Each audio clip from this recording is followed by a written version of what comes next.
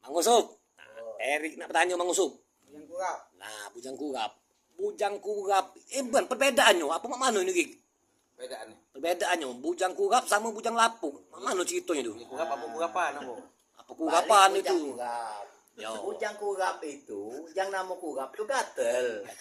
Nak beraut terus. Siapa nak marah? Yang dia gatel beraut terus. Nak baca dia kelakar, dah jadi ngomong. Itu dikata bujang kurap. Bujang lapuk, telah ketuaan. 40 ke pojok, mana lagi nemu ke jodoh? Lah lapuk. Lapuk. Bang lapuk, telah busuk namanya. Bukan bujang tua. Bukan bujang tua. Nama mana pula lapuk. bujang tua? Nah, kapan bujang tuh? Kapan bujang tuh mau 30 ke bawah? Bujang 35. Amalah 50. Nah, itu lapuk kan sudah. Tapi Ibarat pasi sudah. Mang Usop, tapi setahu aku Mang Usop bujang kurap tuh ilmu Mang Usop. Memang itu bujang banyak kurap. Biar berilmu men begaut terus. Iyalah. Diajak ngomong begaut, diajak namanya kurap gatel. Iya, masalahnya. Tapi Tapi Mang Usop udah teman cewek bujang kurap tuh. Cewek itu yang lolo.